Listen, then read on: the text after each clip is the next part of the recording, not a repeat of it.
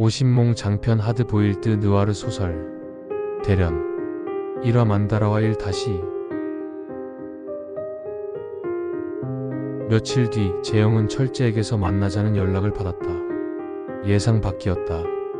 한때 부동산 중개업을 하다 말아먹고 그 뒤로는 소식도 끊겼던 친구였다. 장소는 홍대의 한 술집. 그가 문을 열고 안으로 들어서자 생각보다 멀끔하게 차려입은 철재가 먼저 손을 흔들었다. 낯익은 웃음, 익숙한 눈빛. 두 사람은 오랜만에 해후에 짧게 포옹을 나누고 자리에 앉아 술을 주문했다. 야, 너 요즘 많이 힘드냐? 몇 잔 돌고 나자 철재가 조심스레 물었다. 내색하지 않으려 했지만 재영의 퀭한 눈빛과 옷차림은 거짓말을 허락하지 않았다. 철재가 손에 든 라이터를 딸깍였다. 듀퐁. 은은한 금소금이 짧게 퍼졌다. 재영은 그걸 힐끔 바라보다가 생각했다. 생각보다 잘 풀린 모양이네. 묘한 심정이었다. 부러움과 의심 그리고 기대. 그는 결국 참았던 말을 꺼냈다. 일이 어그러진 뒤부터 누구에게도 말하지 않았던 속사정, 망가져버린 일상, 무너진 가정, 아내의 눈물과 딸아이까지. 처음엔 말을 아끼려 했지만 어느새 입은 터져 있었다. 철재는 말없이 술을 따랐다. 한참을 듣던 그가 마침내 잔을 내려놓고 물었다. 한 달에 5천 정도면 재수씨가 1, 2년 정도에 데리고 혼자 살 수 있겠냐? 순간 재영의 눈빛이 달라졌다. 숨이 잠시 멎는 듯 했다. 5천? 한 달에? 그는 입을 다물지 못했다. 그건 예전 어느 때보다 많은 돈이었다. 그런 일 있으면 무조건 하지. 간절했다. 망설임이라곤 없었다. 재영의 눈을 똑바로 마주한 철재가 자신의 현재 상황을 대변하는 듯한 듀퐁 라이터를 조용히 탁자 위에 내려놓으며 말했다. 나 믿고 같이 하자. 그 말은 벼랑 끝에 매달린 사람에게 건네는 마지막 동화줄처럼 느껴졌다. 선택지는 없었다. 재영은 고개를 끄덕였다. 천천히 그러나 확실하게. 재영의 캐리어를 챙기던 유진은 불안이 깃든 눈으로 재영을 바라보며 조심스럽게 입을 열었다. 오빠, 철재 오빠 말이 맞겠지? 좀 걱정돼. 확인해봤지? 며칠째 같은 질문을 했다. 하지만 재영은 귀찮아하지 않았다. 오히려 그녀의 걱정은 당연하다는 듯 조용히 웃어넘겼다. 며칠 전 철재는 이미 돈을 건네줬다. 무려 현금 1억 원. 지난 신세를 갚는 거라며 아무 조건 없이 주었다. 그 사실 하나가 재영에게는 마지막 희망이었다. 그는 그 돈을 한치의 망설임 없이 모두 아내에게 건넸다. 그녀의 얼굴에 오랜만에 밝은 화색이 돌았다. 재영은 짐을 챙기는 유진의 손을 가만히 잡았다. 유진아, 이제 걱정하지 마. 그는 아내의 눈을 다정히 바라보며 말을 이었다. 다시 일어설 수 있어. 혼자 애 보는 게 조금 힘들겠지만 조금만 참자. 내가 가서 정말 열심히 할게. 우리 가족 다시는 힘들게 하지 않을게. 말끝이 떨렸지만 그 눈은 흔들리지 않았다. 한 남자의 다짐이었다. 한 가장의 마지막 희망이었다. 2010년 9월 재영이 대련 공항 출국장을 빠져나왔을 때 철재는 이미 그가 나올 공항 출구 앞에 도착해 있었다. 길가에 주차된 은색 벤츠 S클래스가 눈에 띄게 서 있었다. 차체에 반사된 햇빛이 날카롭게 번쩍였고 그 광택만으로도 철재의 달라진 처지를 말해주는 듯했다. 철재는 운전석 창을 내리며 희죽 웃었다. 와, 오재영씨. 아주 의상을 제대로 챙겨 입고 왔네. 화보 찍으러 왔냐? 재영은 멋쩍게 웃으며 조수석 문을 열었다. 공항을 빠져나와 숙소로 향하는 길, 철재는 끊임없이 말을 건넸다. 대련의 변화, 요즘 먹는 맛집, 가볍게 틀어놓은 중국어 라디오 소리까지 일부러라도 분위기를 풀어주려 애쓰는 듯했다. 그러다 조심스럽게 본론에 닿았다. 내가 말했던 사업 말이야. 정확히는 사설 스포츠 베팅 사이트야. 철재의 목소리는 단호했지만 담담했다. 이 세계에서 오래 있었던 자만이 가질 수 있는 톤이었다. 사이트는 하나가 아니었다. 여러 개의 이름으로 동시에 굴러가며 수많은 회원을 끌어모았다. 단속과 폐쇄는 일상이었고 그에 대비해 서버도 사이트도 계속 바꿔야 했다. 그래서 운영 총책은 반드시 믿을 수 있는 사람이어야 했다. 너밖에 없더라. 철재는 그렇게 말하며 가볍게 웃었다. 하지만 그 웃음 뒤에 감춰진 진심을 재영은 읽을 수 있었다. 과거 자신이 힘들 때 손을 내밀었던 재영. 그 빚을 갚기 위해 철재는 지금 이 자리를 마련한 것이다. 재영은 창밖을 바라봤다. 낯선 풍경, 이국의 냄새, 아직 풀리지 않은 긴장. 하지만 이제 되돌릴 수는 없었다. 신용불량자. 끝이 막힌 재기의 길. 그에게 남은 것은 이 기회뿐이었다. 비록 불법이라는 사실이 마음 한구석을 찔렀지만 그 마음은 이내 현실이라는 이름 앞에 묻어졌다. 거부할 이유도, 거부할 여력도 그에겐 남아있지 않았다.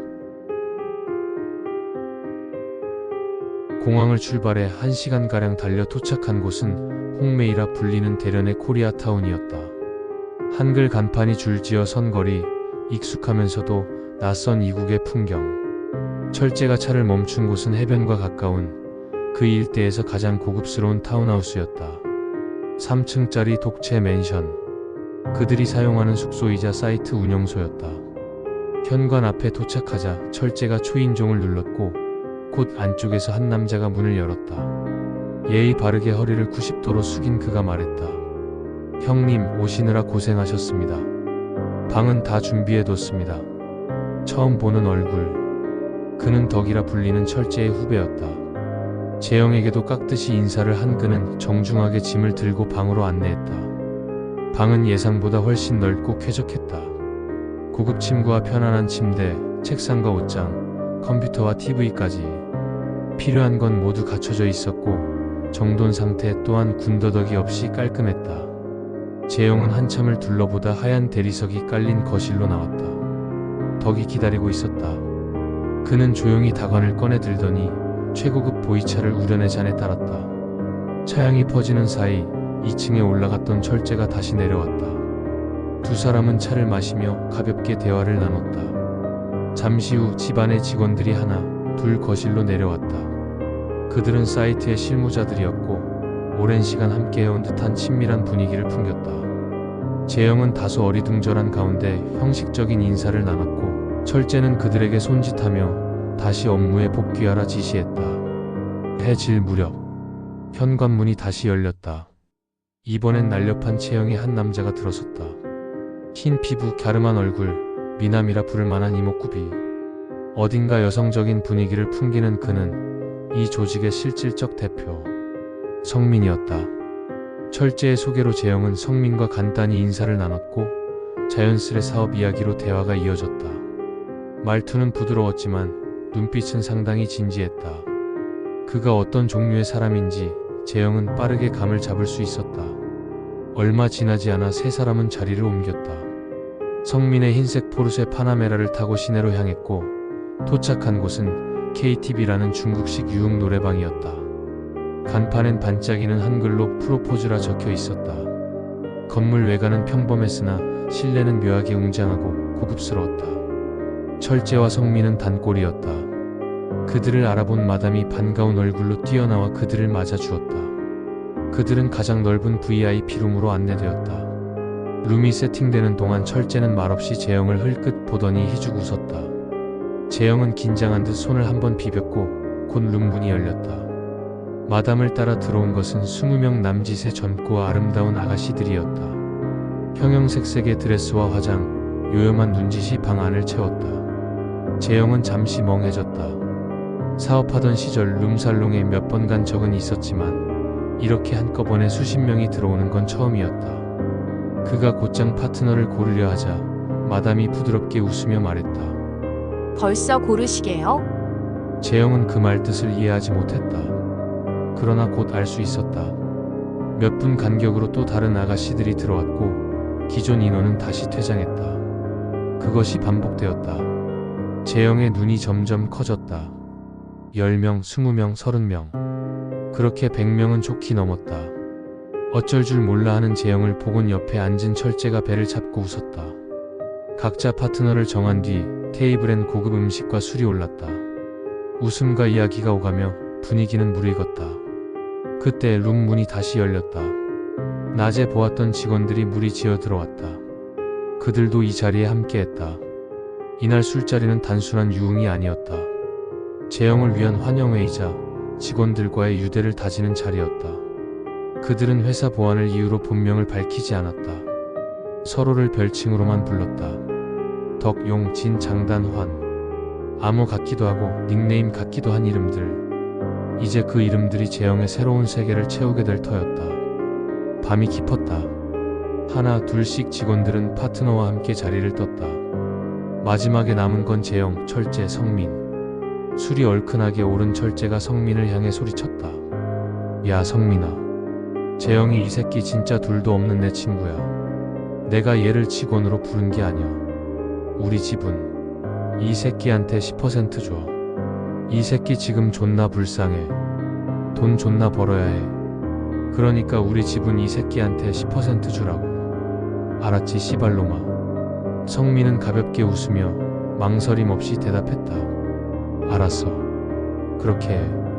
철재는 재영의 어깨에 팔을 둘렀다. 술 기운이 올라 그 목소리는 더 커졌고 얼굴은 더 붉어졌다. 재영아, 넌 이제부터 지분자야. 10%. 씨발로마, 돈벼락 좀 맞아봐라. 내가 널 동생들이랑 같은 취급하겠냐? 병신아, 네가 나한테 어떤 놈인데? 그는 주절주절 말을 이었고 재영은 멋쩍게 웃었다. 어딘가 뿌듯함과 벅참이 뒤섞인 얼굴. 그 모습을 옆에서 지켜보던 성민은 말없이 미소 지었다. 철재가 믿는 사람이라면 자신도 믿어볼 이유는 충분했다. 재영과 철재의 인연은 중학생 시절로 거슬러 올라간다. 처음 만났을 때 철재는 마치 만화책 속 인물처럼 말끔한 얼굴을 가진 미소년이었다. 크고 또렷한 눈매, 조용한 성격. 세 명의 누나들 틈에서 자라서인지 철재는 또래 아이들과 달리 말수가 적었고 감정을 겉으로 드러내는 일이 드물었다. 그러던 어느 날 학교에서 좀 노는 녀석 하나가 철재의 누나를 입에 올렸다.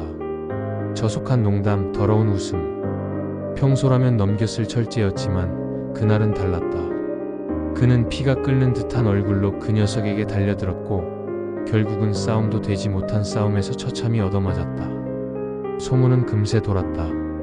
재영은 그 얘기를 듣자마자 교실 밖으로 뛰어나갔다. 말없이 그 녀석을 찾아가 철재가 맞은 만큼, 아니 그보다 더 가혹하게 대갚았다. 그날 이후 철재는 재영을 진짜 친구라고 생각했다. 하지만 중학교 졸업을 앞두고 철재의 삶은 급격히 기울기 시작했다. 아버지가 갑자기 세상을 떠났고 남겨진 가족은 속절없이 흔들렸다. 철재 역시 중심을 잃었다. 고등학교 시절 내내 불안에 휩싸인 채 방황했고 졸업 후엔 연락마저 끊겼다. 그 뒤로 꽤 오랜 시간이 흐른 뒤에서야 재영은 철재의 소식을 전해 들었다. 철재는 호스트바에서 일했다. 그곳에서 벌어들인 돈으로 강남에 부동산 사무실을 차렸고 한때는 제법 번듯한 성공을 거두기도 했다. 그러나 끝은 빠르게 다가왔다. 무리한 투자, 연쇄적인 실패. 결국 모든 돈을 날려버렸고 빚더미 위에 올라섰다. 설상가상으로 이혼 후 우울증에 시달리던 둘째 누나는 아파트에서 몸을 던져 생을 마감했다. 돈줄이 모두 막히고 손쓸 방법이 사라진 철재는 그제야 재영을 찾아왔다. 재영은 한마디 원망도 하지 않았다. 지갑을 열고 장례를 도왔고 조용히 그 곁을 지켰다. 그리고 철재는 또다시 사라졌다. 그로부터 몇 년. 이제는 재영이 바닥에 가 닿았을 때였다. 모든 것이 무너지고 삶의 틈새로 비가 새던 그때 뜻밖에도 철재가 연락을 해왔다. 클라우드 펀딩 텀블벅에서 대련을 후원해주세요. 구독과 좋아요는 작가에게 큰 힘이 됩니다. 대련의 이야기는 계속 이어집니다.